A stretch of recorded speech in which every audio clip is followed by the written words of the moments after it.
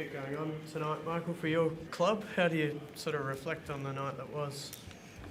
Oh, well, the result, disappointing. We came in, wanted to sort of create a pretty special memory of, two players that we hold in the highest of regard. Had huge impact on our football club. Obviously, Doc has been well spoken about this week, and I don't know whether there's another story we could probably tell about him. It's all been spoken for us. But I've had the fortunate time to be able to spend a little bit more time with him behind the scenes, and and all the discussions we had, and his motivation for this football club has always been at the forefront of his mind. And as he expressed the other day, he's disappointed he can't leave on better terms. And then obviously with Jacob, it's his 200 games, and the way he's been able to evolve his leadership over the most recent of time has been particularly impressive. So you would have liked to have started better. The Hawks getting the jump, and that the scoreboard being able to go that way was just proved too hard to be able to fight back. And while the rest of the game was somewhat a stalemate, the reality was the margin was too big to drag back from what is a pretty good football team. What went wrong in that first 15 minutes where they kicked 4 on the trot? It was a mixture of everything. There was some back centre turnover. There was some maybe lack of attention to detail and some contest. There's an end-to-end goal, so it was sort of a bit of everything. So there wasn't really a trend to the way that it was happening. But we held with probably about 5-6 minutes to go in the quarter. They were able to kick those last 2 goals, and obviously the last one in the last 20 seconds of the quarter, so which we should have been able to stop. So that just got the margin a little bit too far. And as I said, the game was then somewhat just in a bit of a stalemate. Game played between the arcs. They kicked a couple of goals, we kicked a couple of goals, but never felt like we were threatening. We just couldn't get that 1-2 goals to put any pressure on the match. They sort of held us at bay, and we weren't able to bridge the gap. Were you thinking, what if, when Sam Docherty kicked that goal and then lines up for another one soon after? Yeah, well, that was the one goal, wasn't it? I think we had probably about 2 or 3 opportunities to be able to drag that margin in, to around sort of 22 to 24 points. And again, it's still, still a quite a decent margin. But you walk in with a little bit more hope as well coming into the break. But they were able to just hold us a little bit at bay. As I said, we fought on.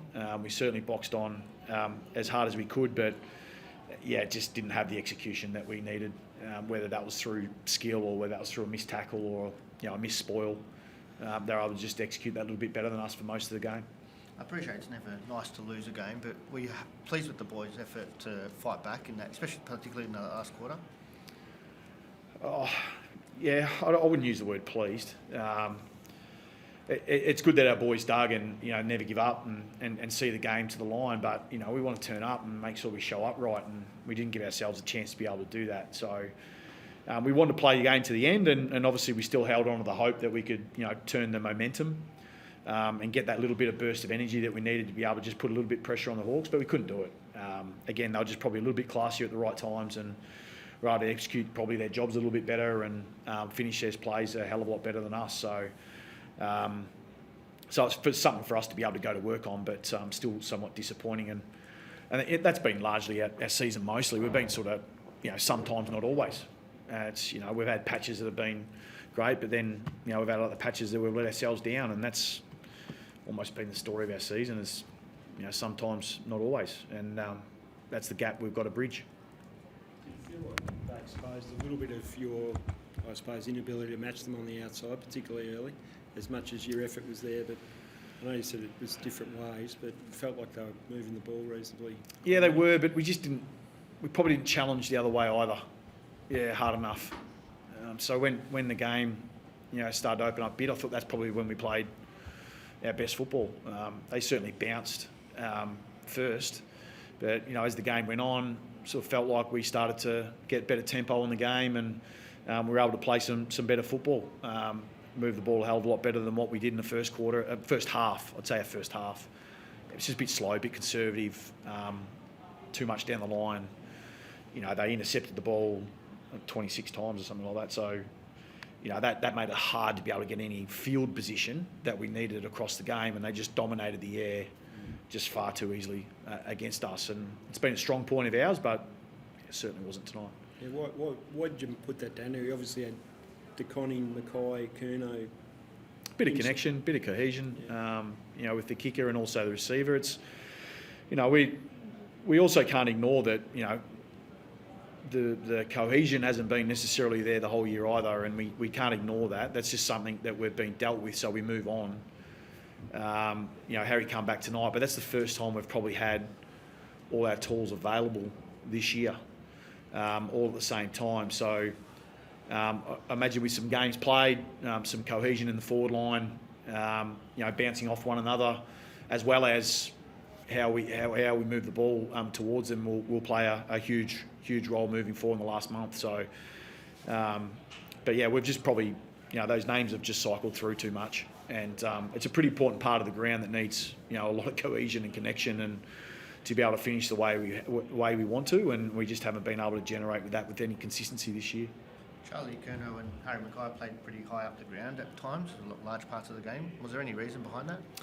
Not really. I mean, that's probably where the game asked them to play at different stages. I mean, the ball was in their half for a fair bit of that first quarter and a bit. So as a result, you want to defend, and it means your tools have got to get high. That's just structurally what tends to happen for most teams. But we didn't, collectively get that job done. That wasn't necessarily just with our tools. It was, obviously their ability to be able to come off and intercept was a strong part of their game, and it's just something we couldn't get a hold of. I know you addressed Charlie's future yesterday, and he spoke after the game about his future being a Carlton. What have your conversations been like with him leading into this game? And Nothing about that. Nothing about that. what'd you make? Surprisingly, what you get asked is normally what happens is the story merges and speculation and hearsay about what has been said or what hasn't been said, and then I get asked a question about it in the press conference, and then someone writes a story about what I actually say, and then it becomes somewhat true, and it's not. So we move on. So that's what I'll do. I'll move on, and I'm sure he will as well. What do you get out of the last 4 weeks? What are you looking to get out of the last 4 weeks? Still keep looking for the way we want to be able to winning behaviours. I mean, I talked to the group about whether you're winning or losing, you can still have winning behaviours. You can have winning moments. We had some great winning moments last week. Some celebrating some of our youth in our team. Some breakout games that they had. And they come into today's game and probably looking at the game thinking, there's a few more things I need to be able to learn against a pretty quality side. And we've got some teams that are in the top half of the ladder at the pointy end. So it's a good opportunity for us to be able to reflect and see where those players in particular can get better. But also they're trying to establish some consistency with the way we're able to play. And when we're under pressure, as I said, the theme has been sometimes, not always, and we've got to develop that consistency. So there is always something to chase. Everything still matters to us, and there's no protect save here. We're playing to the line. You mentioned consistency, but do you look to change anything up and try anything different, just to see plays in different roles or something in the last few weeks? Yeah, we tried a bit of that with the forward. That's probably why we went a bit taller. Try a few different things. Yeah, we'll definitely put that on show the next couple of weeks. There might be some things that you look at and go, well, that's a bit more obvious, and there'll be some subtle other things that we try. This week's a bit harder. We had 5 days, so you don't train. So having some, a couple of training sessions and be able to go work on a couple of things just and see how they're impacted might give us some, important information coming into the back half of this year. It's been a bit of a roller coaster year for you personally. How challenging has this been, and where does it sort of sit in terms of coaching challenges for you in your career? I said to the group before, it's, even through these periods of time, you still got to take something out of it. Where's the lesson to be learned?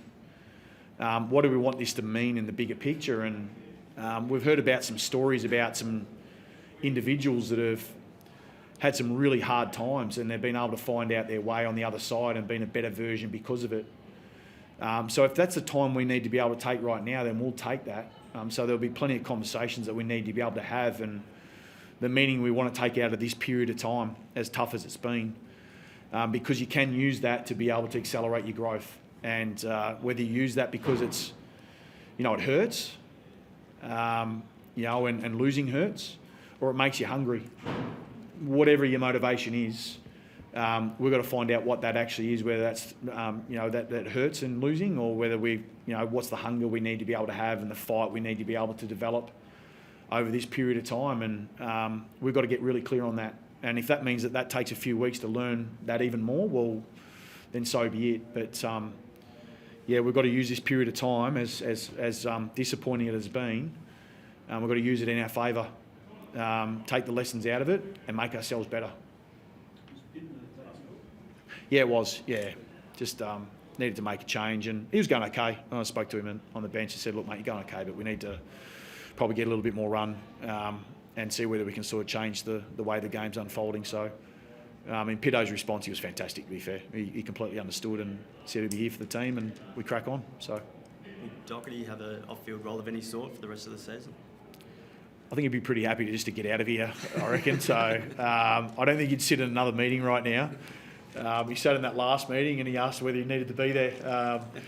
But no, I think he'll take some time now. He's spoken about having a bit of a rest and using this time to recharge and probably, you know, think about what the next stage looks like. I'm sure we'll hear him on the airwaves over the next month or so. But he's been a great man for us, and you know, we wish we could have sent him off a little bit better terms. But that doesn't impact his story in one way. He's left a pretty significant legacy here.